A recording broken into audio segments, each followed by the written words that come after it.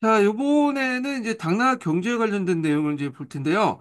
당나라 경제는 송나라하고 연결돼 있어요. 당나라 경제는 이제 말기 때 여러 가지 변화상이 송나라와 또 이제 이렇게 연결돼 있거든요. 송나라 상호명하고 그래서 당나라 때 내용과 송나라 때 내용이 좀 많이 겹치는 부분이 있다는 거 파악을 해두시고요. 자, 당 초기 때는 산업발달 정부의 통제 강화됐기 때문에 그 당시에 그냥 자연경제 형태였어요. 그렇지만 양세법 이후부터는 뭐냐면 시장이 형성되면서 상황이 발달됐고 이런 것들이 송나라까지 연결되거든요. 자, 개방주의 정책으로 외국과의 문물 교류가 있었고 농업 생산의 발달로 지방적 특산물이 진행됐는데 그래서 예전에 자급자족 상태에서는 그냥 여기에서 모든 걸 생산했죠. 그런데 이제 이렇게 원거리 무역이 확대되면서 각 지역마다 특산물들이 이제 뭐냐면 비교의 특산물들이 특화시키고 이걸 교환하는 체제로 바뀌게 돼요. 그러면서 전국적인 그 강력 시장이 형성되면서 이렇게 운하나 또 군사도 같은 것들이 확충됐고요. 그다음 비단이나 차, 특히 당나라 때는 음다풍습이라고 해서 이제 그런 것들이 되게 유행했다는 거. 그래서 여기를 바탕으로 다세를 부과했죠. 소금 생산이 증대됐고, 그다음에 이제 설탕 생산 기술도 발달됐다. 그리고 상인종합이었던 행이 형성됐죠. 행이 있고 나중에 이제 송나라 때는 수공업종합이었던 작이 형성되죠. 자, 농업 부분인데 농업은 이제 뭐냐면 그 송대의 농업혁명하고 또 연결됐어요. 그래서 이제 당나라 말기 때, 당나라 중기 때부터는 쭉 이제 발달이 송나라까지 연결됐거든요. 자, 일단은 벼농사가 하복지대도 이제 확대됐고 양자강 인구가 이제 증가됐죠. 그래서 이제 당나라 말기 때 보면 양자강 인구가 강물 능가하게 됐고 그래서 강남의 미국 생산의 증대와 함께 안사의 난 이후에 그 강남 생산력이 하복 생산을 능가하겠다. 그리고 이제 송대 들어가면 그 차이가 점점 커지게 돼요. 예. 그래서 이런 내용들 좀 보시면 될 것 같고요. 자, 그래서 요 관련된 내용이 이제 요 밑에 있거든요. 한번 읽어보겠습니다. 당나라, 송나라 시기 때는 경제적 중심이 항해 유역의 하북에서 양자강 유역의 강남으로 이동하였다. 자, 양세법이 실시했던 단계부터 이미 강남의 경제력은 하북을 압도했으며 이 지역이 순지였기 때문에 당주의 재정 의존도가 더 훨씬 높아졌다. 그 경제력의 중심지가 양주로서 대번영을 구가했다. 그 양주, 시주 이런 지역은 예전에도 한번 그 청나라 관련돼서 한번 지도도 물어본 적 있죠. 그래서 여기가 이제 양주나 시주가 이런 이제 운하의 어떤 발달의 또 중심지야. 운하의. 예. 자, 하여튼 양주상인, 시주상인 해서 명청시대 때 유명한 상인들이 나타났던 것도 그런 배경에서 이제 나타났던 거고요. 자, 인구도 안사에 난 이전까지 하북과 강남이 거의 비슷했지만 원화 연간의 경계로 이 비율이 역전되었다. 이는 삼국 이대로 강남이 적극적으로 개발되어 가는 추세를 반영한 것이며 당송 간의 적극적인 농업 생산력 증대에 위한 것이었다. 요게 이제 5대 19국에서 이 19군 주로 이제 강남에 있었죠. 북한을 제외하고는 다 강남 지역에 있는 왕조들이에요. 그래서 이제 19국의 적극적인 개발을 항복했다. 자, 인구비는 후대에 갈수록 더욱 격차돼 남송 시대에 들어가면 거의 7대 3 정도 벌어졌다. 이렇게 있고요. 자, 강남이 개발되면서 이제 개간지가 확대되는데요. 강남 같은 경우에는 이제 뭐냐면 이게 되게 저습지가 많죠. 습지가. 그렇기 때문에 이 개간하는 데 상당히 어려움이 있어요. 그렇지만 막단 인력을 투자해서 개간을 일단 해놓으면 막단 또 생산력을 이제 자랑을 하게 되죠. 그래서 이때 이제 강남 지역에서 대규모 개간지가 확대되고 그 다음에 수해시설이 집중됐고 이때 이제 수해시설 바탕으로 만들어진 게 우전이니 위전이니 그런 이제 토지 형태거든요. 요게 송나라 때 이제 확대돼 나가는데, 자, 요 내용을 좀 기억을 해주시면 될 것 같아요. 예. 그래서 보통 이제 제방을 쌓고 그 제방에 물을 가둔 다음에 거기에 이제 적당하게 이제 가둔 다음에 요게 이를 논으로 만드는 거죠. 이 우정과 위전은. 그래갖고 이 우정과 위전은 당나라 중기 때부터 등장해서 송나라 때 이제 확산됐다. 요 관련된 내용이 예전 기출문에 나왔거든요. 요거 좀 기억을 해두시고 그래서 한번 읽어보겠습니다. 903번. 자, 농업기술의 발전은 농기의 발달과 수의사 확충에 뚜렷이 나타났다. 논밭을 자유롭게 갈 수 있는 곡원로와 그다음 논에 물 대기 편한 수차와 방차가 이용됐고 거, 파, 당당 제방을 쌓아서 물을 어, 가두는 강제 시설을 이제 발달하면서 이를 이용했는데 수도자기도 크게 확대되었다. 그래서 수도자기라는 건 물을 가둬놓고 거기에다 이제 그 묘를 심는 그런 방식들이죠. 그래서 강남농법, 이항법 이런 게 보시면 될 것 같아요. 그래서 이제 저지대의 뚝을 막아 개간화 형식으로 우전과 위전의 개발이 주를 이뤘다. 그래서 있고 그 다음에 물을 포기한 장치로서 용골차, 수차가 이제 개발됐어요. 이게 이제 당나라부터 송나라 때까지 이제 사용했던 방식이거든요. 그래서 이제 요 수차 관련된 내용이 그 밑에 있죠. 자, 그래서 이제 이렇게 있고, 그래서 강계 농업 기구 분야에서 용굴차가 손보여 소질의 필수적인 쌀농사 어, 소리가 그러니까 물을 이용한 필수적인 물을 이용한 필수적인 쌀농사의 효율을 제고시켰다. 다만 이러한 진보된 농업기술, 농기구를 소유한 남성시대까지 장원경제가 집중되었다. 뭐 이런 내용들 좀 기억을 해두시면 되겠습니다. 자, 그 다음에 당나라 중후기 때부터 이 당시 이제 그 수도닥이 확대되면서 벼 품종도 확대되어 나갔는데 그때 이제 여러 가지 형상들이 나와요. 그래서 이제 조도, 만도 이런 것들이 구분되고 조도라는 것을 이제 뭐냐면 빨리 익는 벌을 얘기하고 만도는 좀 늦게 익는 벌을 얘기하죠.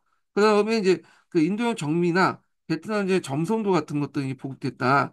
그래서 보통 이제 우리가 먹는 한중일 쌀 같은 경우에는 쌀이 동글동글해서 좀 난잡하게 생겼잖아요. 찰기가 있고. 근데 이제 그 점성도라든지 뭐 정미라든지 이런 것들은 쌀이 좀 길쭉하게 생겼어. 예. 그래서 저도 한번 이제 이태원에서 외국 식당 가서 이제 먹어봤는데 이게 쌀이 좀 약간 맛이 없어요. 일단 먹어보면 맛이 없고 푸석푸석해. 찰기도 없어. 그래서 그 인도 사람들이 이제 손으로 이렇게 밥을 집어먹잖아요. 다 이유가 있더라고요. 숟가락으로 먹으면 이게 날라가 버려. 찰기 없기 때문에. 그래서 손으로 집어먹는 것 같은데 자, 그래서 이 베트남 지역에서 왔던 것을 점선도 한다. 요거 예전에 기출에 나왔죠. 그래서 이 정성도는 이제 당나라 때부터 해서 송나라 때까지 이제 관련돼서 나오는데 이건 송나라 때 관련된 역사에서 시험에 나왔어요. 그래갖고 이제 그 관련된 내용이 이제 요 밑에 있는데 점성도는 이제 일종의 조도의 일종이에요. 빨리 읽는 벽의 일종이에요. 그래가지고 요게 이제 보통 1년에 보통 두 번까지 농사를 지을 수 있다고 하거든요. 빨리빨리 읽기 때문에. 그래서 이제 뭐로 가능했냐? 1년에 이기작도 가능하다. 이렇게 이제 보시면 돼요. 그래서 남송시대에 가면 일부 지역에서 이기작도 이제 하기 시작해. 이기작이라는 거는 1년에 쌀을 두 번 짓는 거야. 그러니까 같은 작물을 지을 때는 기작, 그 다음에 이기작, 그 다음 같은 작물 1년에 두 번, 다른 작물 1년에 두 번 지을 땐 이모작이라고 하잖아요. 그래서 이기작이 그 당시 남송시대 때 일부 지역에 생겼고 명청시대에 들어가면 이게 일반화되죠. 강남 지역을 중심해서. 그래서 이제 이게 강남 지역에 일반화될 수 있었던 게 이 점성도 같은 조도가 이제 뭐냐면 이렇게 널리 보급됐기 때문에 그렇다 이렇게 보시면 될 것 같고 근데 이 점성도는 맛이 없어요 일단 찰기도 없고 그래서 그 당시에는 이제 서민들은 주로 이제 점성도 먹고 일반 이제 그 좀 돈 많은 사람들은 안도 좀 우리가 지금 먹고 있는 찰기에 있는 그 밥 같은 것들 먹겠죠 그래서 지금은 중국 같은 데 그런 데 점성도는 특별하게 사람이 먹는 것보다는 그 돼지들 사료도 되게 많이 사용한다고 그러더라고요. 예. 뭐 하여튼 그 당시에는 이제 일단 배는 불려주니까 많은 이제 그 서민들이 먹었던 쌀 품종이 점성되었다. 요거 예전에 한번 문제 나왔으니까 좀 기억을 해두시면 되겠습니다. 그 다음에 이제 농기구도 발달됐는데 이 농기구는 송나라 당나라 같이 합쳐서 이제 보시면 돼요.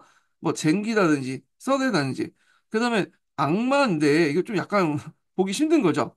그래서 이거 중국은 이제 땅이 넓기 때문에 농이 되게 크잖아요. 그래서 사람이 이제 여기 어 악마를 타고 옮겨 다니면서 이제 물 심고 관리하고 뭐 그런 용도 사용했다 이렇게 보시면 될 것 같고 자 그다음에 이제 농업 기술도 발달돼서 윤작이 발달될 거야. 그래서 이제 반농사에서 2년 3작이 일어났고 요게 눈여겨볼 게 뭐냐면 농농사에서 이모작이 시행됐어요. 이모작. 자, 이모작 같은 경우에는 1년에 두 번 농사를 짓는데 모작이 들어갔으니까 다른 작물 농사를 짓는 거야. 그래서 이제 보통 이양법이 이제 시작되면 보통 쌀하고 쌀이 안 지을 때 보리를 심죠. 예. 그래서 쌀, 보리를 이모작을 심는데 이게 당나라 중기 때부터 이제 뭐냐면 등장하게 되고 그리고 이게 이제 송나라 때 일반화됐다. 이렇게 보시면 돼요. 이게 이모작. 예. 그래서 이제 이것은 이모작이 시행했다는 것은 이항법도 같이 실시했다. 그래서 이런 것들이 우리나라에 이제 들어오게 되죠.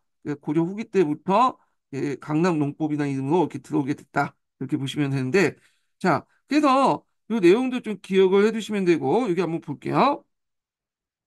자, 토지의 생산성을 높이기 위해서 한편으로 윤작이 발달됐다. 윤작은 이제 다른 작물을 해가지고 농사를 짓는 건데, 돌려가면서 이런 방식이 이제 토지의 어떤 지적을 회복하는데, 유지하는 데 큰 도움이 된다고 또 해요. 그래서 반동산 소, 맥, 두 같은 결합에서 2년 삼모작이 행했고, 그 다음에 이제 농농사에서는 소는 이제 피를 얘기하고, 맥은 보리, 두는 콩을 얘기하죠. 이때 도는 쌀도 짜니까 쌀, 맥은 이제 보리, 이런 결합을 통해서 이모작이 시행됐다. 예. 자, 그 다음에 이제 있고 뭐 수공업 같은 경우에는 이제 그 귀족사의 발전으로 수공업 제품이 이제 수요가 증대되는데 특히 이제 닭이 같은 거, 예. 닭이 닭을 마실 때 차는 용기 같은 것도 있잖아요. 자, 이런 것도 이제 있고 도자기 공업이 발달했는데 그 당시 이제 귀족사에서 도자기 발달할 수 있는 게 담상체죠. 예. 담상체는 그 당시 도자기 일종인데 이거는 실용적인 도자기가 아니에요. 이거는 부장품이거든요. 그래서 주로 이 당산채는 당나라 문화가 귀족적이라는 걸 보여주는 대표적인 거죠. 그래서 그 당시에 이제 자기가 많이 사용했는데 일상적 용도로서 사용한 것보다는 주로 귀족들이 이제 사용했던 거고 그 다음에 나중에 송나라 때 오면서 자기가 일반화하기 시작했다. 이렇게 보시면 돼요. 자, 그다음 금연 같은 경우에는 당나라 중기 때부터 상품화폐 경제가 발달되면서 동전이 사용되기 시작했는데 그때 당나라 때 일반화된 동전이 개원통보예요. 예. 그래서 이거는 현종 때 연호죠. 현종 때 발급된 연호고 그 다음에 편한 같은 어음 제도가 있고 비전이라고 하는 게 있어요. 이게 지폐의 기원인데 원래 이거는 차용증이에요. 그래서 어떤 물건을 이제 사고 나서 며칠 날 어떤 지점 어떤 곳에 가면 이제 돈을 주겠다 이게 하는데 이게 이제 물건을 이제 뭐냐면 차용증이기 때문에 그 뭐냐면 일종의 지폐 역할을 하죠. 이 차용증만 갖고 있으면 어디 가든 이제 뭐냐면 그 돈으로 환전이 되잖아요. 그러니까 이게 일종의 이제 지폐로서 사용되기 시작해. 그래서 뒤에 이제 송나라 때 교자나 뭐 해자 같은 것도 초창기 때 목적은 차용증이었죠. 그래서 이걸 가지고 있으면 나중에 그냥 어떤 지점된 가서 돈으로 바꿔주겠다. 일종의 이제 편안하고 이제 편안한 일종의 비전이라고 볼 수가 있는데 이것도 교자와 해자도 넓게 보면 차용증인데 이게 이제 뭐냐면 일종의 지폐처럼 사용돼서 나중에 이제 사용되겠는데 이런 식으로 했다. 이렇게 보시면 돼요. 그래서 이제 당나라 때 지폐의 역할을 하는 그 비전 같은 것도 있다. 그래서 이거 좀 비전 관련된 내용 보겠습니다. 자, 상업 목적으로 원거리에 여행하는 다상인들은 현금 지출에 불편을 덜기 위해서. 왜냐면 이게 동전이라는 게 되게 많잖아. 어, 그래갖고 저기 대규모 거래를 하다 보니까 동전도 많겠죠. 근데 그거 다 들고 다니면 이게 강도한테 뺏길 수도 있고 무겁잖아요. 그러니까 이제 장안의 지중원과 부우에게 의해 편안을 받아서 거래했는데 이걸 비전이라고 해요. 아까 이제 편안의 일종의 비전이라고 했잖아요. 그래서 이제 비전을 가지고 있으면 그걸 이제 특정한 지점에 가서 돈으로 바꿀 수 있는 거야. 예. 그러다 보니까 이 비전이 일종의 사고 파는 대상이 돼버리고 자연스럽게 이게 화폐가 된 거예요. 종이 지폐가. 그래서 중국 화폐 제도상 지폐 기원이 여기서 나온다. 그리고 뒤에 이제 송나라 때의 교자와 해제도 이런 식으로 해갖고 이제 뭐냐 지폐 역할을 했다. 이렇게 보시면 되고 그 다음에 이제 돈과 물품을 보관하는 개방제도 같은 것들이 있었다. 그래서 이제 개방의 돈과 그 물품을 보관하고 타인에게 수표를 받으면 그 수취인이 또 뭐냐면 수표를 제출은 또 이렇게 내어주는 그런 제도인데 자, 뭐 이런 이제 초보적인 금융기관이 있었다. 이렇게 보시면 되겠습니다. 그래서 이제 여기까지 쭉 한번 설명했고요. 그 다음에 도시의 발달과 대의 모욕을 보겠습니다. 자, 당나라는 이제 개방적인 사회이기 때문에 여러 곳에서 이제 해외 여러 사람들이 들어왔거든요. 그 과정에서 이제 대외무역도 발달됐고 그 중심지였던 장안이 국제도시론이 부각이 돼요. 예. 그래서 이제 장안에 여기 딱 보시면 있는데 이 장안 관련된 내용은 예전에 한번 시험 문제 나왔어요. 이 장안은 앞에서 제가 언급했죠. 8세기 때 중요한 도시 중에 바그다드, 장안, 콘스탄티노플 이렇게 이제 세 가지가 될 수 있는데, 자, 장안성 구조를 보면요. 장방형으로 이렇게 구성되어 있고요. 그 다음에 여기 보면 주작대로가 있죠. 큰 길이 있어. 예. 그리고 이제 주작대로가 있고, 그래서 이제 있고, 여기 보면 북쪽에는 항성이 있고요. 그 다음에 여기 양쪽에는 서시, 동시가 있죠. 그리고 이 조그만 네모 상자가 다 방이에요. 방. 그래서 그러니까 시장을 국가가 지정된 곳에서 딱 해야 돼. 그래서 장안은 두 군데, 낙양은 세 군데 이렇게 이제 있고, 그 다음에 이 방 같은 게 있는데 방은 이제 뭐냐면 여기 이제 방 주변에 이게 얇은 담을 이제 쳐놓고 방문이 있어요. 그래서 방문에 왔다 갔다 하고 일정한 시간이 되면 문을 닫아. 그리고 또 이제 새벽 아침에 되면 문을 열고 통행 뭐냐면 제한을 해주죠. 그래서 이제 있고 요 각각의 방마다 이제 비슷한 부류의 사람들이 몰려 사고 있는데 그래서 이제 우리나라 역사에 보면 신라방이라는 게 있잖아요. 신라방. 요게 방이야. 그러니까 요게 살고 있는 신라 사람들만 사는 거야. 예. 그리고 이렇게 있는데 그래서 오늘날 뭐하고 비슷하냐면 자이 아파트나 요즘 최근에 아파트 보면 이렇게 이제 감으로 둘러싸여 있고 대문이 있고 그 이제 왔다 갔다 하잖아요. 거기에서 이제 그 입주민들하고 비입주민하고 구별하고 자 이런 식의 이제 형태가 방제였다. 그래서 그 당시 당나라의 이제 그 도시는 상당히 계획적이고요. 주례에 입각해서 이제 상당히 계획적으로 만들었고 그 다음에 또 뭐냐면 시방제 형태로 운영됐다. 그래서 당나라가 좀 개방적인 데 반해서 도시 운영은 상당히 좀 폐쇄적인 어떤 약간 성격이 있어요. 근데 뒤에 이제 송나라는 달라졌죠. 송나라는 시방제가 없어지고 시장도 마음대로 개설되고 이렇게 있고 좀 개방적이에요. 근데 송나라는 전반적으로 좀 국수적이고 이제 좀 약간 폐쇄적인데 이 도시 운영에서는 좀 약간 이미지와 다르게 이렇게 개방적인 운영을 했다. 당하고 송나라의 도시 운영이 좀 다르다. 이렇게 이제 보시면 되고 이 송나라는 나중에 좀 다시 얘기할게요. 그래서 이 당나라의 이제 도시 구조는 후에 이제 뭐냐면 여러 동아시아 국가들에 영향을 미치죠. 특히 이제 뭐 발해 상경성, 또 일본의 헤이조코, 헤이안고 뭐 이런 그에 영향을 줬다. 이렇게 보시면 되겠습니다. 자, 그래서 이제 요 관련된 내용 한번 읽어볼게요. 자, 장항성은 당시 세계 최대 규모의 장했을 뿐 아니라 가장 정형적인 계획 도시였다. 그래서 5m 이상의 높은 성벽에 둘러싸인 성내에 남북 11개, 동서 14개 도로에 위해 110개의 방이 격자형으로 이제 구획됐고요. 황제가 거주하는 궁성의 뒤끝 금원에는 남쪽 시가를 내려다보면 장안 하나에 큰 바둑판처럼 구격하는 모습을 눈에 두었다. 항성 앞에 오는 폭 147m 주작대를 사이에 두고 만년과 장원으로 나눠졌고 동시는 간동을 넘어 삼반도 일부로 서시는 칠구를 넘어서 서역으로 이제 연결되어 있다. 그래서 이렇게 있다는 것 좀 기억을 해두시면 되겠습니다. 그래서 이 당시 장안은 당나라의 수도이면서도 상당히 실제 도시 계획에 입각해서 주례에 입각해서 이제 만들었고 주변 국가의 이제 수도 건설에도 영향을 줬다는 거. 그 외에도 이제 뭐 그 동도 낙양이죠. 그래서 이제 제2의 수도였던 낙양이 있고 그다음에 이제 그 광주라고 있죠. 저기 저쪽 강동성에 있는 명주, 양주가 주 강남에 있는 건데 무역항의 이제 주요 내용이었다. 이렇게 보시면 되겠습니다. 예.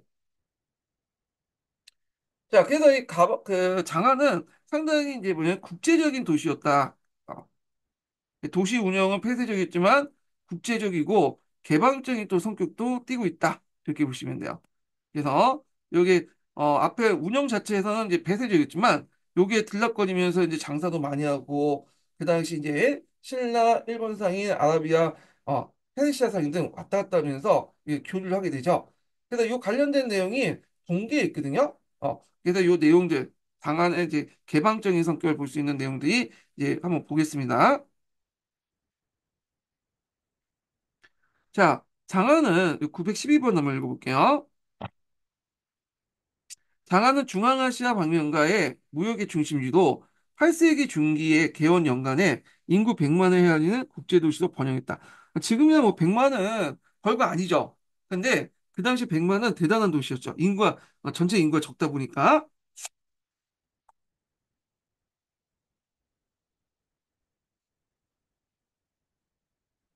잠깐만요.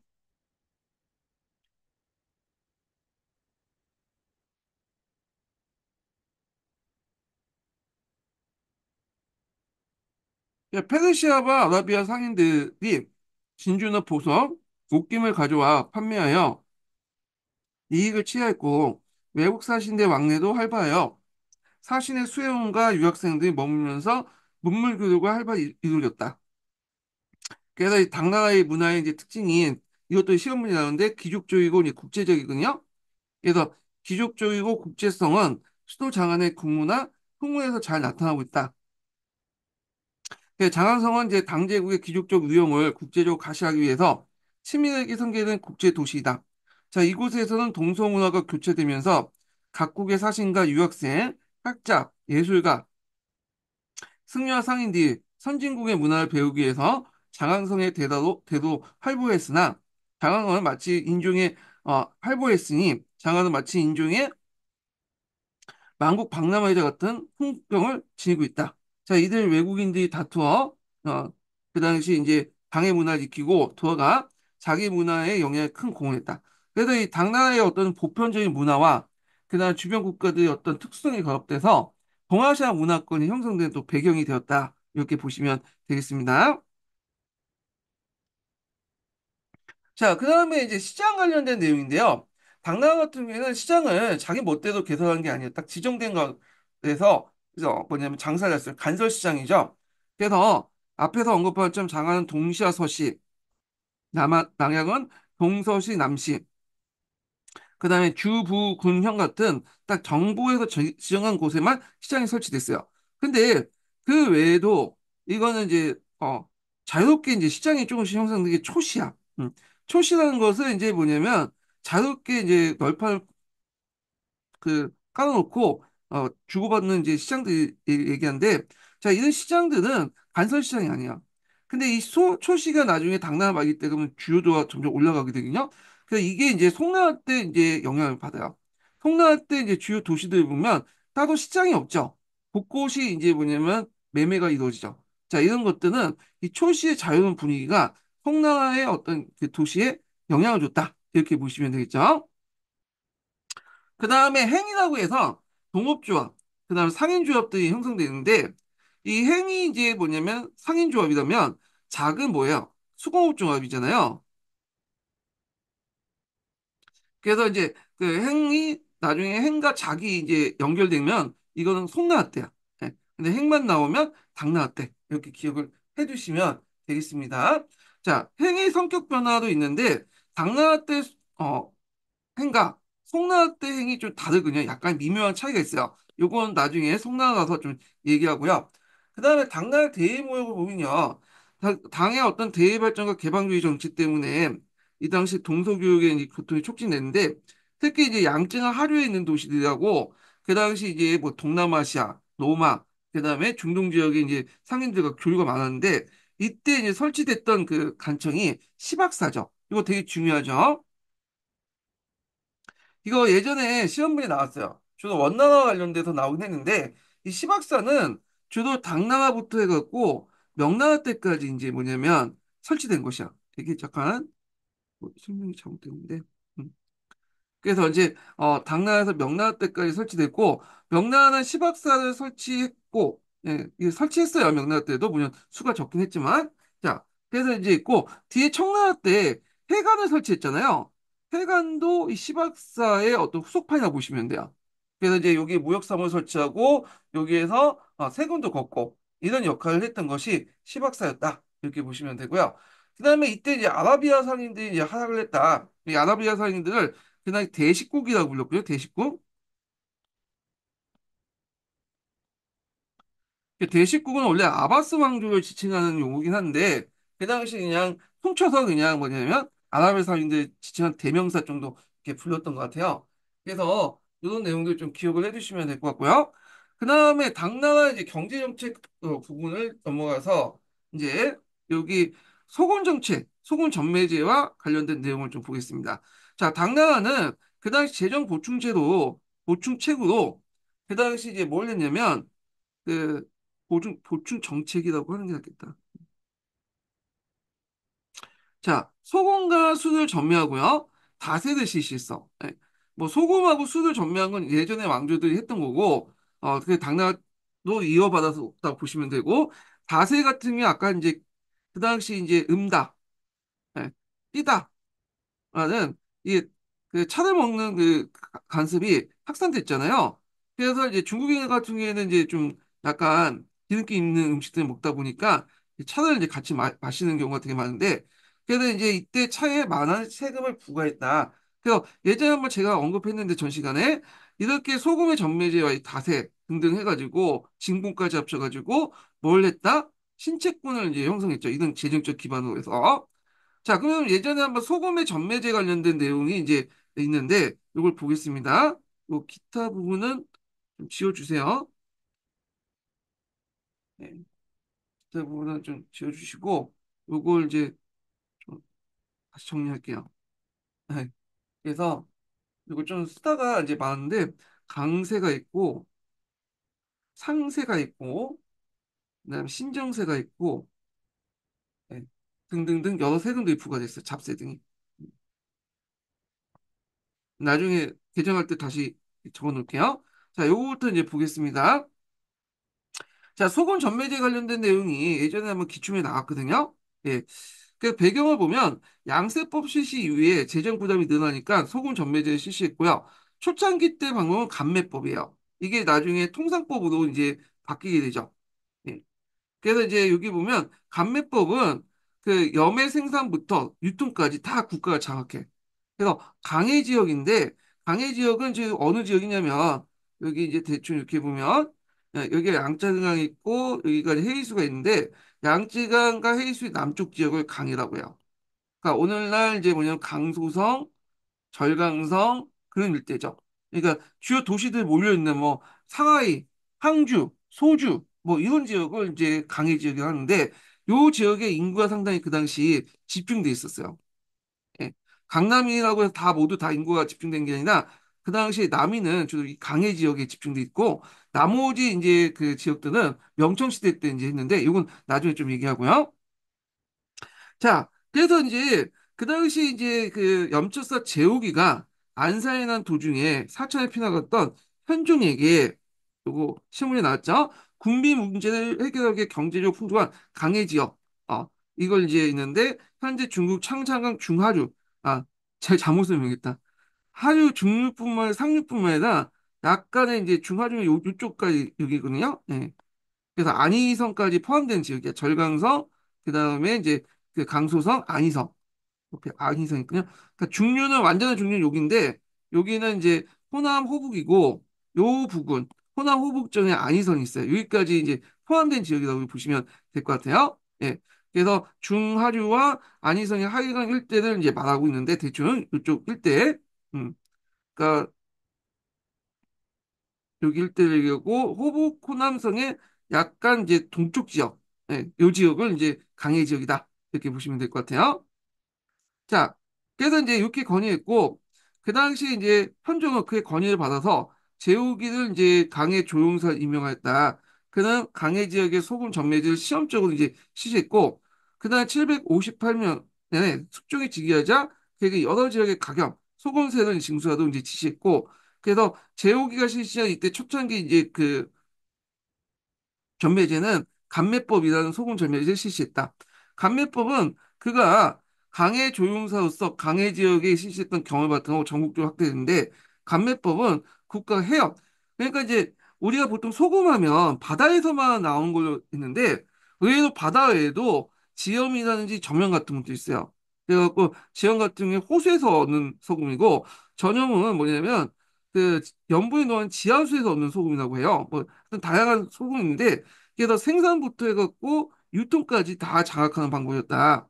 그래서 이제 소금 1대 신문의 세사 원가에 백문의 소금 소비세를 붙였다. 이걸 각세라고 하거든요. 여기에서 이제 문이라고 이제 하는 게 있어요. 문. 이거는 동전을 얘기해. 동전. 참고로 이제 그 당시 송나라 때는 은본위 체제가 아니었어요. 동본위 체제였어요. 예, 동전이 주거든요. 그래서 이제 그 당시 동전이 많이 빠져나가 전환 같은 것도 일어나고 그랬는데 그래서 당송 시대 같은 경우에는 이제 뭐냐면 이게 뭐냐 동본위 체제였다. 이렇게 보시면 돼요. 명청천 음본이가 아니라. 자, 하여튼 그때 동전을 지칭했던 용어를 문으로 쓰기 했다는 거 좀 알아주시고. 자, 유난은 여기 이제 여기까지가 이제 뭐냐면 감매법 관련된 거야. 근데 이제 유난이라는 사람이 딱 보니까 여기 좀 비효율적인 것 같아. 그래서 통상법을 주장해요. 그래서 이제 요 내용을 보면 염의 생산부터 추산은 간에서 하고 운반과 판매는 상인한테 맡기자. 어. 그래서 이제 대신 상인들에게 이제 일종의 돈을 받는 거죠. 독점 판매권을. 그래서 이제 소금 판매 이익이 더 커지고 강해 지역의 대상인가 지주가 염상을 변신해 부를 축제했는데 문제는 이 상인들이 다 뭐냐면 세금을 팔 수 있는 게 아니라 정부부터 위탁받은 상인들만 해주는 거야. 그러니까 나머지 이제 상인들은 좀 소외당할 거 아니에요. 그러다 보니까 그 상인들은 몰래 갖다 파는 거죠. 그래서 연밀 매상들, 몰래 파는 염족들이 등장했는데 이들은 이 몰래 팔기 때문에 항상 그 정보군의 공격을 받을 수 있잖아요. 그러다 보니까 이제 그 주변에 뭐가 있냐면 이제 그 약간 호위병, 사병들을 가지고 있었어요. 예. 근데 이 사병들이 나중에 점점 커지면서 난을 일으키고 있는데 그 대표적인 케이스가 뭐냐면 항소의 난이야. 항소의 난. 그래서 이제 이런 패턴도 있었다. 이렇게 보시면 될 것 같아요. 그러면 이제 여기 이제 통상법 관련된 내용을 한번 보겠습니다. 유한이라는 사람이 이제 제시했는데 자, 유한은 제국의 강매법을 통상법에 제정, 강매법 통상법으로 제정비했다. 통상법은 그 당시 소금의 생산, 추다 과정만 간에서 이제 담당하고 상인들에게 각세를 징수할 뿐 이후의 운반과 판매는 상인들이 자유롭게 맡겼다. 그 결과 이제 유난히 동남 지역의 염철사don이 침입할 초기에는 자 여기 염철사단 명칭에서 볼 수 있이 이 사라는 것도 일종의 뭐예요? 예, 영해직이죠. 영해직 절도사처럼 이게 그 당시 당나라 중후기 때 들어가면 영해직들이 많이 늘어났다는 걸 볼 수가 있어요. 예, 그래서 이 영해직들에게 돈을 줘야 될 거예요. 월급을 줬잖아. 그래서 앞에서 청료전 같은 것들을 줬다. 자, 하여튼 침입한 초기에는 염리가 40만 민이었지만 780년엔 600만 민으로 이뤘다. 자, 그래서 중앙 세출의 50% 차지했다. 자, 그 외에 이제 송나라 때를 좀 약간 보자. 당나라까지는 고 송나라 또 비슷한 경로를 뭐냐면 겪게 돼요. 원래 송나라 때도 북송 초기 때는 감매법을 실시했다가 북송 중기부터 통상법을 이제 했는데 그래서 이제 이때 소고의 운반을 하기 위해서 운하의 정비망도 필요했다. 이렇게 보시면 되고 그래서 이제 운하 정비망이 있는데 이건 뭐 각자 읽어보시고 자, 그 결과 관련된 내용을 볼게요.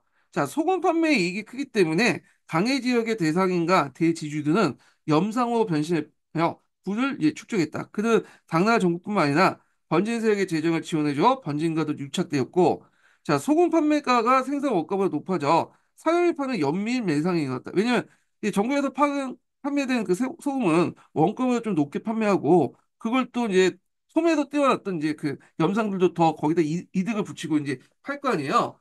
그러니까 이제 그보다 좀 낮춰서 팔면 더 많이 팔리겠죠. 그래서 그때 독점권이 없는 다른 그 상인들이 몰래 갖다 팔아. 예.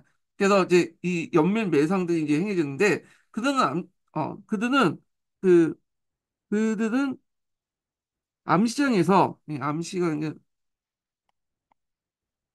자, 암시장에서 전매 소금의 반값으로 판매에 이익을 얻었다. 정부는 그를 염적이라고 칭하면서 단속하자 이에 대해서 전국적인 조직망을 갖추고 자체 무장을 하게 되는데 이게 나중에 이제 항소나 왕손지 같은 사람이 염적 출신이 사회원적의 조직망에 의해서 대규모 반란을 일으켰다는 거죠. 그래서 원래 항소하고 왕손지가 같이 반란을 일으켰죠. 근데 왕손지가 이제 당나라에서 그 간장을 준다니까 빠져나가서 이제 헬레로에다가 넘어가다가 살해당하고 항소가 이제 왕성지 세력까지 흡수해갖고 세력을 나갔던 거죠. 그래서 이제 이런 내용들 좀 기억을 보시면 되겠습니다. 그래서 당시 또 앞에서 말한 것처럼 또 당나라 정부는 재정적인 어떤 것을 메꾸자 염세에도 끼다. 그러니까 끼는 이제 그 당시 차를 마시는 풍습 항상 등을 이용해서 차의 전매제가 이제 실시됐다는 거죠. 그래서 793년에 10분의 1에서 답세를 이제 증세했고, 자, 이 다세는 그 외에도 당나라 외에도 역대 왕조의 주 세원이 돼요. 예. 그 외에도 이제 수의 전매, 강세, 상세, 간세 등 여러 이제 잡세가 부과됐다. 그래서 이 잡세와 관련된 내용은 여기 있는데 제가 이제 보겠습니다. 강세라든지 상세라든지 그래서 간세라든지 이런 것들인데 이게 좀 눈여겨볼 게 신정세야. 네. 신정세는 일종의 인두세야. 인두세. 인두세인데 원래 이게 양세법에는 단세 원칙이기 때문에 그 부과되지 못하죠. 이런 잡세들은. 근데 양세법은 이거 원칙일 뿐이고 실제로는 이제 신정세가 또 이제 부과돼요. 그래가지고 송나라 때 들어가 있어. 송나라 때 또 이 신정세. 그래서 송나라 때 양세법에는 이 신정세가 부과되는데 이미 이제 그 당나라 말기 때부터 이 부과됐던 세금이에요. 이 신정세는 말 그대로 정남은 이제 뭐냐면 20세 이상의 성인 남자를 의미하잖아요. 20세에서 60세. 성인 남자에게 부과된 인두세 일종이라고 보시면 될 것 같아요. 그래서 이런 것들이 여러 잡세들이 부과하고 뭐 다세니 그다음 염세니 하면서 전매제 실시하고 하니까 농민 부담이 더 가중으로 반란의 또 원인이 제공됐다. 그래서 이제 이런 내용들 좀 기억을 해두시면 되겠습니다. 예. 그 다음에 또 앞에 오면서 이제 율령 간지 밖에는 영의 사직들이 등장하잖아요. 그래서 이런 것들이 이제 절도사뿐만 아니라 염철사, 전운사, 탁지사 이런 것들이 있는데 이게 이제 보통 삼사라고 하죠. 염철, 전운, 탁지. 요게 이제 송나라 때 갑자기 등장했던 건 아니고 당나라 때부터 이미 이제 등장했던 그 기구예요. 예. 이게 그래서 거기 간장하는 염철사, 전운사, 탁지사는 다 이제 영의 사직들이야. 예. 이게 율령에 없는 그 간직들이죠. 그래서 이 3사가 점점 커지면서 나중에 송나라 때 주요 이제 재정기구가 되죠. 이상 이건 송나라 관련돼서 좀 얘기하고요. 자, 그래서 이제 이 내용들 좀 기억을 해주시면 될 것 같습니다. 자, 그럼 한번 계속 또 읽어볼게요.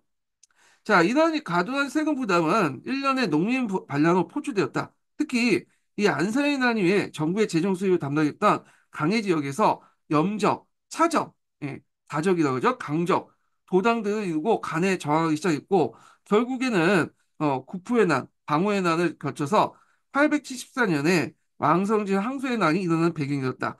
그 소금 전매제는 역대 왕조가 실시됐고 소금 전매법은 왕조마다 다른 모습을 띠고 있는데 그래서 이 북송 초기 때 감매법, 홍사법, 원나라 때는 판매권 얻기 위해서 염세를 납부해야 했기 때문에 고초가 이제 많이 발행되는데 이걸 이제 뭐냐면 영가라고 해요. 그래서 교초는 처음에는 이제 나중에 교초할 때 좀 설명했지만 그 당시에는 이제 어떻게 했냐면 이 교초가 초창에 이제 발행할 때는 일종의 은본이 태안제도하고 좀 비슷하게 했어요. 그래서 은을 이제 비치해 놓고 그에 맞는 이제 뭐냐면 지폐를 발행하는 방식으로 했는데 근데 이제 원나라의 어떤 그 대원정이나 등등 해가지고 이게 뭐냐면 태안 지폐의 교초가 더 이상 유지가 안 되는 거야. 그래서 나중에 태안을 이제 폐지하고 불태안으로 바꾸거든요. 근데 불태안을 바꿈에도 불구하고 교초 가치가 계속 유지가 돼요. 네, 그렇게 많이 발행하죠. 물론 인플레이션이 일어났지만 나름대로 그 가치가 유지했던 그 방법 중에 하나가 뭐였냐면 염가였어요. 그래서 염의 어떤 독점권을 살 때 이제 뭐냐면 정부에서 이제 교초를 갖다 팔아야 되고 교초 주고 이제 어, 납부해서 염의 독점권 얻고 또 염을 팔 때도 뭐냐면 교초를 받는 거야. 그러니까 이 교초가 한 염의 독점권 얻거나 하여튼 그 소금의 판매에 필요한 그 세금 지폐이기 때문에 그 가치가 계속 유지됐다 이렇게 보시면 될 것 같은데 이건 뒤에 다시 얘기를 해볼게요.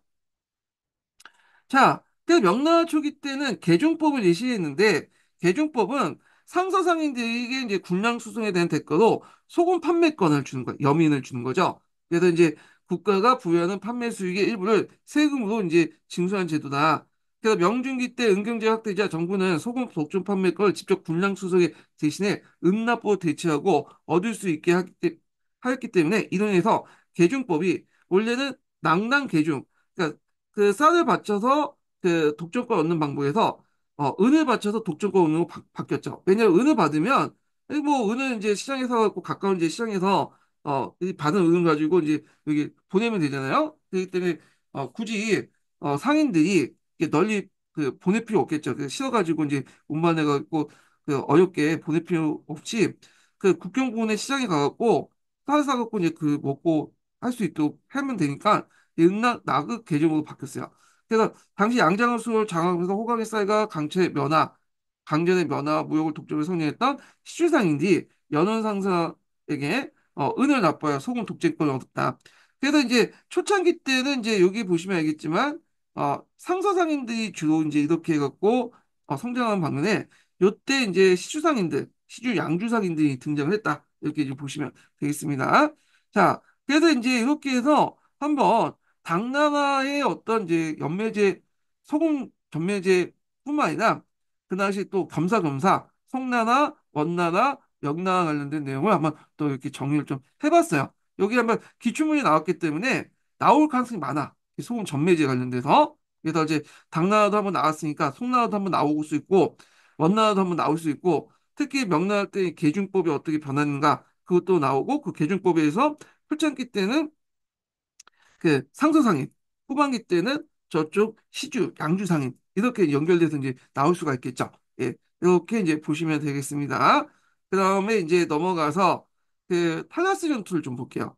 자, 이 탈라스 전투는 이제 그 당시 그 예전에 공사 기출문제 한번 나왔어요.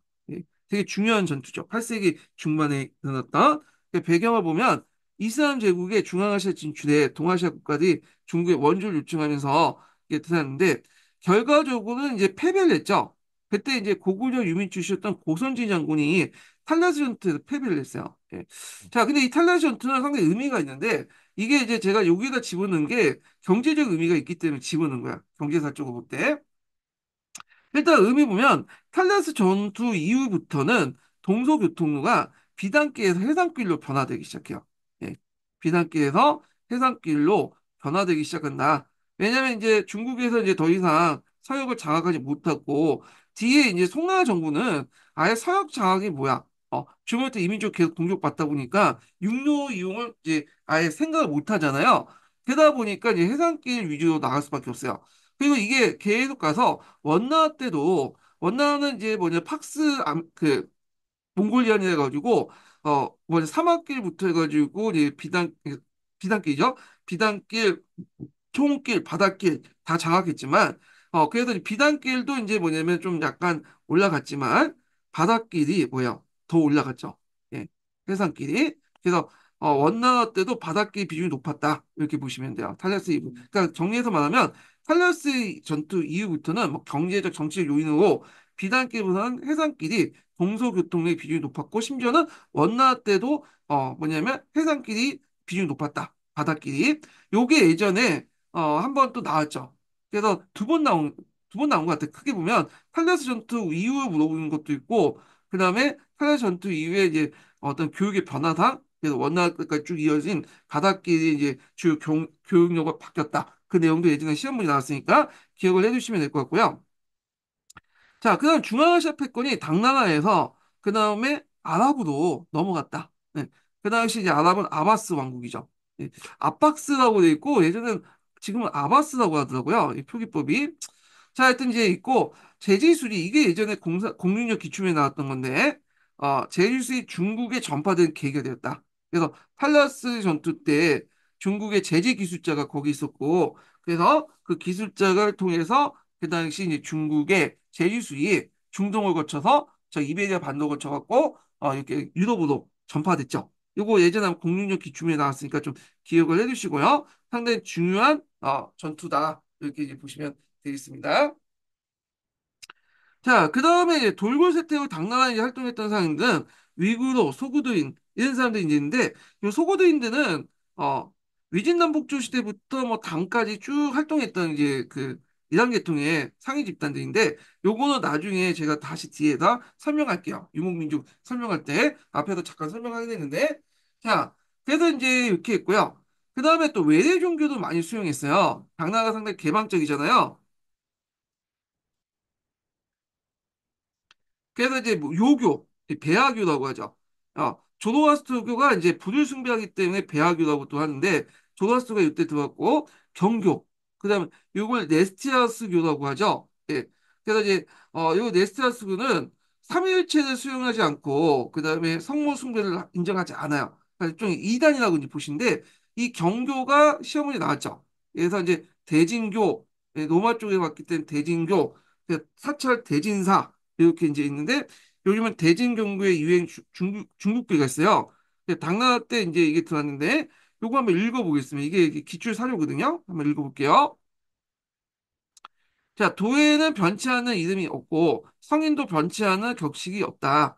그래서 모든 상황에 따라 가르침을 펴서 중생을 규제하고 있을 따름이다. 그래서 대진국의 사제 아라본이 멀리서 장안까지 와서 경전과 성상을 바쳤다. 그 교리를 살펴보니 만물을 규제하고 사람들이 이롭게 하는 것이니 천하에 행해진 것도 마땅하다. 뭐 이런 내용이고요. 그 다음에 이제 조선 쪽의 이단이었던 만이교도 이제 들어왔죠. 명교라고 이제 하는데 이 명교 같은 경우에는 명나라 때하고 연결돼서 한때 주원장이 명교 신자였다는 설도 있어요. 그러다 보니까 명자라는 말에는 이제 나왔다라는 그냥 카드나 통신이 있어요. 그다음 이슬람교는 해교라고 하죠. 해교. 그래서 이제 그 당시에 해족들이 이제 주로 믿었기 때문에 이걸 이제 해족들이 믿는 종교 해갖고 해교 이렇게 이제 보시면 되겠습니다. 그래서 이제 이 외대 종교가 많이 수용됐다는 거는 그만큼 이제 중국이 그 당나라가 상당히 개방적이고 국제적인 어떤 문화를 가지고 있다 이렇게 이제 보시면 되는데 자 그래서 이제 여기 관련된 경교 관련된 내용을 한번 읽어보겠습니다. 자 경교다 그래갖고 이제 경교이고 대진경교라고 한다 이게 이걸 이제 얘기한 건데 이게 요걸 좀 지워야 되겠다 이게 기출 문제를 제가 빼어가지고 썼기 때문에 이 문맥상 여기는 안 맞아요. 예. 자, 원래 종교는 기독교 일파인 네스티우스파이다. 로마 제국 콘스탄티노플 교회 감독이었던 네스티우스가 그리스도의 신성과 인성의 불일치를 주장하면서 마리아의 식모설을 이제 반대했다. 그러니까 예전에 이제 카톨릭 같은 경우에는 마리아의 어떤 게 신성을 인정하고 숭배하는 게 있잖아요. 그래서 마리아상도 있고 하는데 그걸 이제 부정했다는 거죠. 그래서 431년 에베소스에 의해서 그의 주장은 이단으로 이제 뭐냐면 판결받았고 유배 생활 중에 사망했다. 431년에 추방된 네스투스 일파는 시리아를 거쳐서 이란 지방에 정착했고 그리고 페르시아 산사 왕조 때 조다 속에 핍박을 받았으나 국왕의 비유하에 종속하면서 교세를 넓혔고 중국에서는 635년 대진국 아라본 일행이 페르시아로부터 당의 그 수도였던 장안에 도착하여 화사사라는 교회에 서는데 그 당시에 대진사, 화사사 이런 것들은 이런 네스티우스 교회를 얘기하는 거야. 그래서 선교하기 시작했다. 현종 때는 화사사를 대진사라고 했다. 자, 네스티우파의 중국식 명칭은 경고의 유래에 대해서는 여러 설이 있으나 782년에 건립한 대진경고 유행 중국비에 진상의 돈은 현묘하여 이름 짓기 어느 날 그 공연에 소창함으로 도와 경교하고 칭한다. 그래서 비롯된 것이다. 자, 요 관련된 사료가 그 뭐냐 서열문화 아시아사에 나와요. 요게 이제 이번에 시험 예전에 기출문제 나왔거든요. 그때 제가 이제 이 한번 관련된 모의고사를 냈어. 적중률라고 좀 말하긴 그런데 맞추더라고요. 그래서 했는데 이거 뭐 그 얘기하는 사람이 없어. 학원 모의고사 그 적중률만 얘기하지. 제가 적중하면 뭐 그냥 침묵했는지 잘 안 보는지 모르겠지만 얘기하는 사람이 없어. 자, 뭐 그렇게 중요한 건 아니고요. 자, 당나라 황제들은 이 서방의 이질적인 종교에 대해 매우 우호적인 뿐만 아니라 그 사제는 황제의 신임 아래 높은 관직을 갖고 번진에 파견하여 중요한 역할도 수행했다.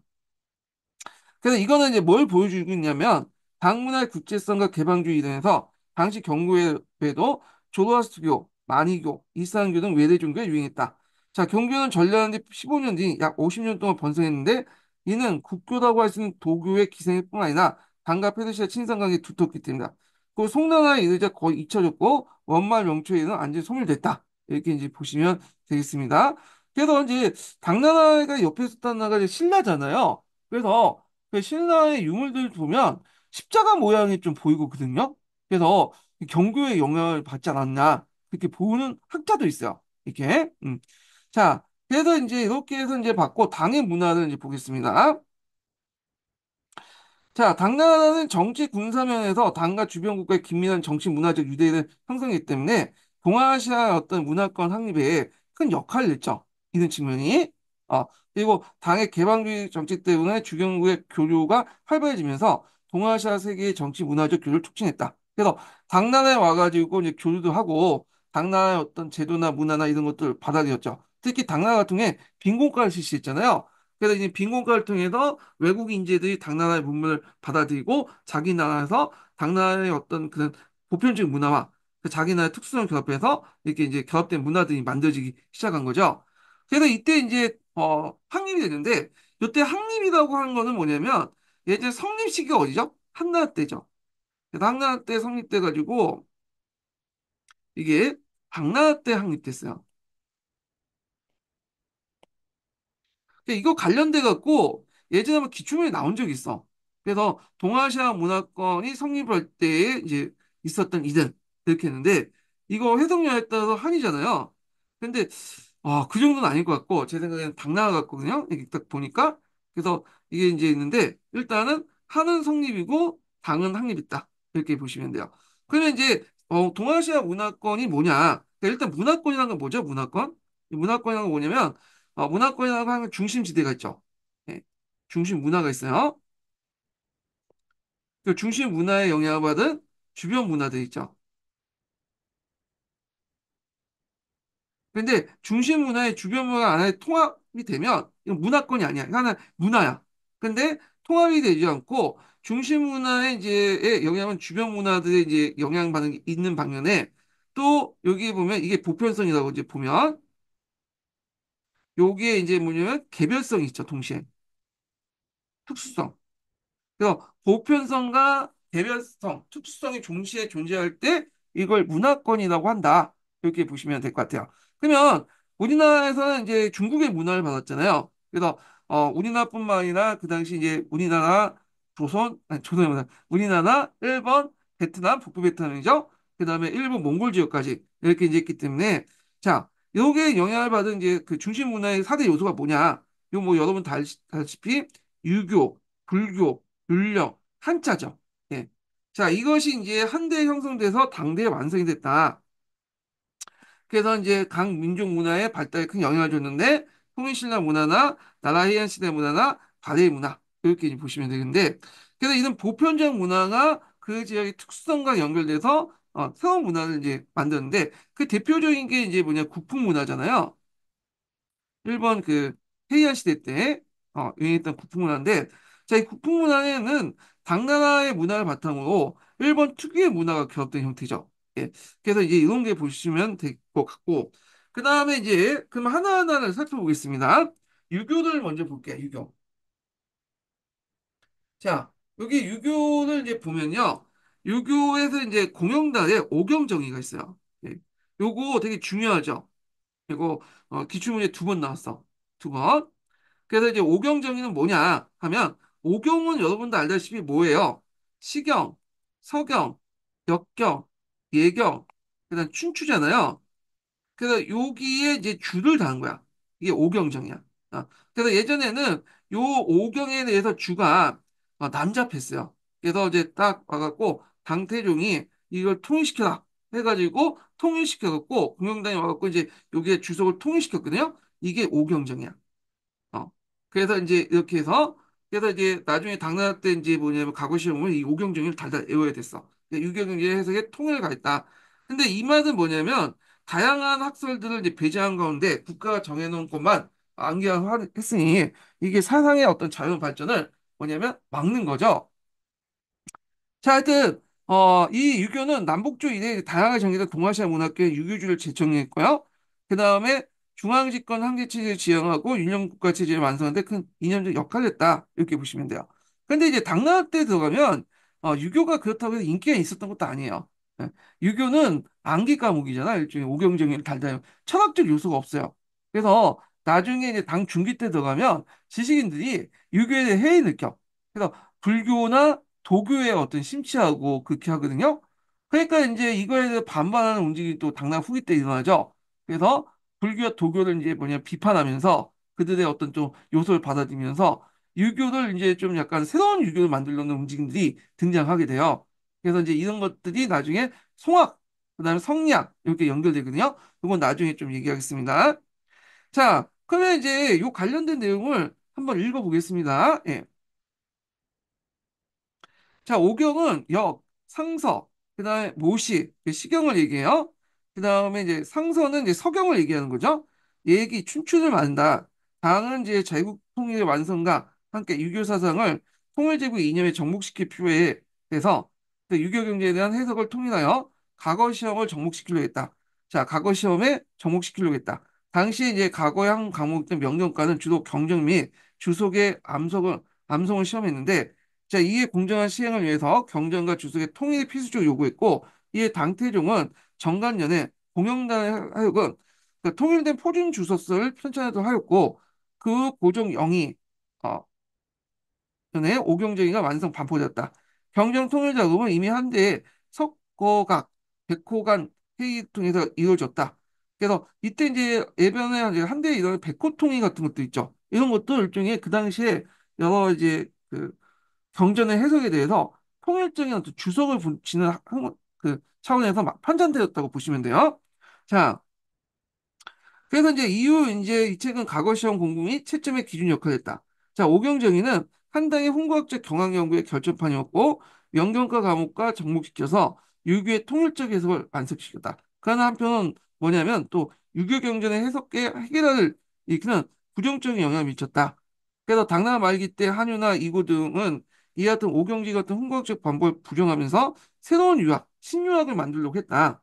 자, 오경정이는 송대에 와서 암송유지의 경화를 비판하면서 명경과마저 폐지되면서 그 권위가 상실됐고 원대 이후에는 주위의 사사집주가 그 집주 자질을 내주었다. 이렇게 보시면 돼요. 사사집주 관련된 내용은 나중에 다시 얘기하겠습니다.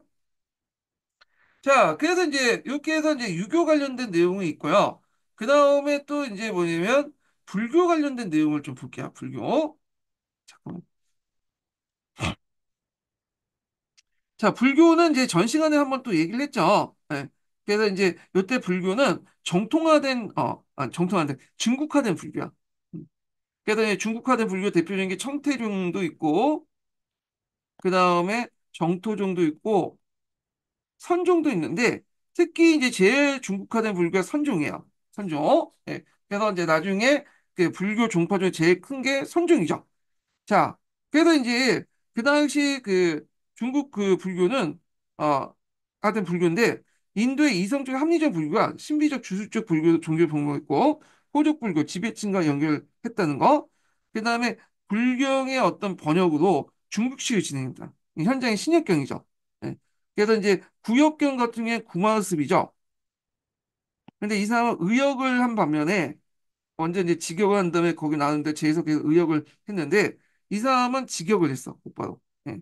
그래서 이제 있고 하여튼 구역경이든 의역경이 저기 구역경이든 이제 신역경이든 중국어 어휘 내용이 학대에 큰 기여했다는 거. 그리고 불교 예술은 중국, 한국, 일본에 큰 영향을 줬다. 이건 앞에 이제 얘기했으니까 좀 봤고요. 자, 율령 체제 같은 경우에는 이제 뭐 각국의 이제 해서 율령 국가 형성에 큰 영향을 줬죠. 이건 앞부분에 있고 그다음 한자가 있죠. 문화 전파에 수단이 되면서 동아시아 국제적 문제가 되었고 각국이 이를 번영해서 문화 매개체로 사용됐다. 대표적인 게 일본의 시다가나 가타가나 뭐 이런 것들이 대표적인 이제 내용이다. 이렇게 보시면 될 것 같아요. 자, 그럼 당의 문화의 전반적인 특징을 보겠습니다. 요거 이제 하기 전에 그 인증번호 알려드릴게요. 인증번호. 두 번째 인증번호는 그 58번입니다. 네, 두 번째 인증번호 58번이에요. 자, 당의 문화의 특징. 이거 예전에 시험문에 나왔어. 그래서 이제 두 가지 키워드가 있죠. 귀족적이고 개방적이죠. 그럼 왜 귀족적이고 개방적이냐? 그게 이제 예전에 시험 문제 나왔는데, 자, 왜 귀족적이면 남북조 이대의 성장한 귀족들이 주도했기 때문에 귀족적이고요. 개방적은 왜 개방적이냐? 그 당시 이제 당제국의 개방 정책, 서역제국의 교류, 영토 확장, 폭풍 유해, 그래서 이제 있고 동서문화의 교류 활발 이런 것들이 개방적인 어떤 배경이 되었다. 이렇게 보시면 될 것 같아요. 그래서 이때 이제 당의 견직물이나 염직 도자기, 금은 세공품, 종이 등이 세계에 전파됐고 이때 이제 그 소고도인들이 육상에서 그다음 아랍인들이 해상에서 그 역할을 이제 그 전파해주는 중개자 역할을 했다 이렇게 보시면 되겠습니다. 특히 당나라 같은 경우에는 그 외국인들에게 상당히 간대했죠.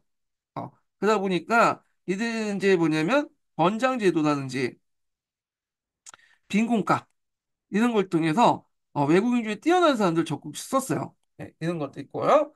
자, 그럼 관련된 내용 한번 줄을 한번 읽어볼게요. 네, 이번 920번.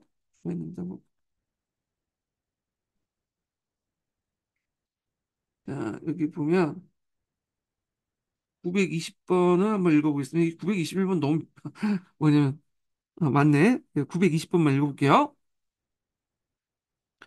자, 페르시아 문화권이나 인도 문화권 같은 서방 세계의 접촉이 심화되어 이들의 세련되고 보편적인 여러 영역의 문화가 수입되었다. 특히 7세기에 아라비아가 사산족 페르시아에 의해 대체되자 이란 문화권과 오리엔트 문화권은 이슬람 문화권으로 통합되어 그 문화의 파동은 강조까지 미쳤다. 자, 그래서 유구한 역사에서 비롯된 이들 문화의 파동은 강조까지 미쳤는데 이거 잠깐만요.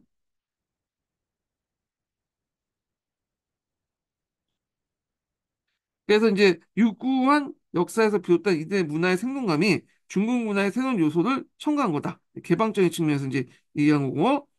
자, 그래서 요것도 있고 소구도인가 아랍인들이 활동했다. 이렇게 있는데 922번 관련된 내용 한번 읽어보겠습니다.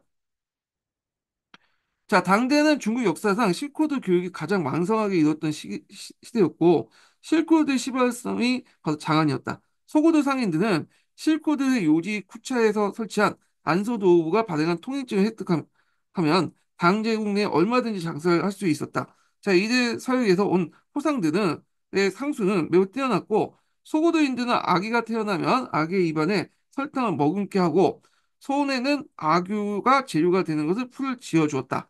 커서 좋은 말만 하며 돈을 벌고 한 번 들어온 돈은 절대 놓치지 말기를 바라는 의식이었다. 이렇게 보시면 되겠습니다. 자, 그 외에도 이제 북주의 정통 있죠. 정치, 군사, 법률 쪽에서 영향을 미쳤고, 남조의 정통은 이제 그 학문과 예술에서 계속 발전됐다. 이렇게 보시면 될 것 같아요.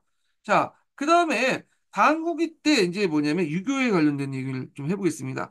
자, 앞에 이제 당 초기 때 얘기는 했죠. 네. 그래서 당 초기 때 유교인데 이 당 초기 때 유교는 좀 공영당 오경정이처럼 이게 좀 뭐냐면 딱딱해. 이제 암기 과목이 되고 그러다 보니까 나중에 장 중기 때 들어가면 이제 지식인들이 이제 버리게 돼요. 예. 과거 시험 볼 때만 공부를 하는 거야. 자, 그래서 불교나 도교 같은 것들에 빠져들겠는데 안사에 난 이후에 사회가 혼란했잖아요. 그러니까 이제 유교는 더 이상 이제 뭐냐면 그 기존의 홍보학적 유교는 이 문제를 해결할 수 없고 그다음 불교와 도교도 맨날 이제 뭐 허위상적인 말만 하고 철학적인 얘기만 하지 이 혼란된 사회를 해결할 수 있는 방안을 제시하지 못한 거야. 그래서 이걸 보고 기존의 이제 유교법을 비판하고 또 불교와 독을 까면서 등장을 했던 그 뭐냐면 어 그 당후기 때 유교들이 이제 등장했다. 그 등장한 것이 이제 신유학이고 이 신유학의 기원은 당후기 때부터 찾아볼 수 있다는 거죠. 그래서 이제 당후기 때 유교는 송대 성리학에 영향을 줬고요. 불교 사상을 비판하고 오경조행 같은 홍보학적 방법을 불용했다. 그래서 불교 사상을 비판했긴 했지만 불교 사상에 또 영향을 줬어요. 받았죠. 그래서 이제 뭐 불교에 보면 예전에도 한번 시험 문제 나왔지만 선종이 크게 영향을 줬죠. 그래서 선종이 보면 본체의 체와 작용의 용이라는 개념이 있어요. 어, 그래서 본체의 체와 작용의 용이 있는데 본체의 체에서 이라는 개념이 나왔고 작용에게는 기라는 개념이 나왔죠. 그래서 주의가 이제 딱 보니까 이와 기의 이제 내용들을 이제 보니까 여기가 제일 많이 들어가는 책을 보니까 오경이 아니라 사서가 되는 거야. 네. 그래서 사서를 중시 여긴 것도 이건 거죠. 사서는 예전에 말한 것처럼 맹자, 공자, 그 다음에 대학, 그 다음에 대학다음에 뭐죠? 갑자기 생각나는 중용이죠, 중용. 여기 사서죠. 그래서 저희가 여기 사서 집주를 하잖아요. 그래서 이제 했는데, 그래서 예전에 이제 누가 나왔냐면 한유가 나왔어요. 한유. 한유가 예전에 이제 나왔고, 그래서 한유가 나왔으면 이제 뭐 이고나 유종원이나 유원선 같은 사람들이 나왔는데, 여기는 이고나 한유만 적어놨거든요. 그래서 요거는 좀 심화 교재를 통해서 좀 더 보충을 해보기로 하겠습니다. 이거 여기. 자, 이 사람들의 특징은 요런 특징을 갖고 있다. 이렇게 보시면 되고. 그래서 신유학의 선구자다. 자, 그런데 요 부분은 좀 쉬었다가 진행을 하겠습니다. 예.